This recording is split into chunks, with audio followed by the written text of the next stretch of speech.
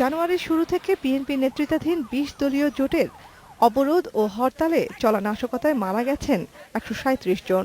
এর মধ্যে পেট্রোল বোমার আগুনে পুড়ে মারা গেছেন ১০০ জনের মতো, আর অগ্নিদগ্ধ হয়েছেন ৫০০-রও বেশি সাধারণ মানুষ।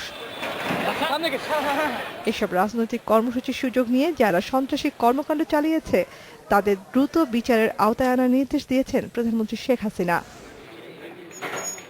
মন্ত্রিসভার বৈঠকের পর ভিডিও কনফারেন্সের মাধ্যমে রাজশাহী, খুলনা, বগুড়া, সাতক্ষীরা সহ আশেপাশের কয়েকটি জেলা প্রশাসনের সঙ্গে মতবিনিময়ে তিনি এ নির্দেশ দেন। দেশের পরিস্থিতি স্বাভাবিক রাখতে আইন শৃঙ্খলা বাহিনীকে আরও কঠোর হওয়ার নির্দেশ দেন প্রধানমন্ত্রী।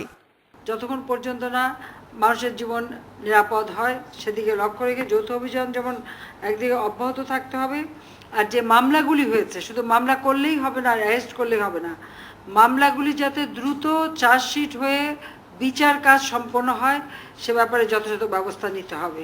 দেশে শান্তি বজায় থাকলে উন্নয়ন ত্বরান্বিত হবে উল্লেখ করে প্রধানমন্ত্রী বলেন, যারা সন্ত্রাসী কর্মকাণ্ড চালিয়ে জনগণের জানমালের ক্ষতি করেছে তাদের কোনোভাবেই ক্ষমা করা হবে না।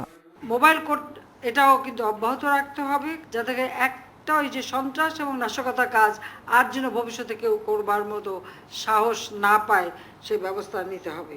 এর আগে প্রধানমন্ত্রী শেখ হাসিনার সভাপতিত্বে অনুষ্ঠিত মন্ত্রিসভার বৈঠকে বাংলাদেশ পল্লী উন্নয়ন একাডেমি আইন চূড়ান্ত অনুমোদন দেওয়া হয়। এছাড়া সভায় সৌদি আরবে গৃহ পরিচালিকা পাঠানো সংক্রান্ত চুক্তিরও অনুমোদন দেওয়া হয়।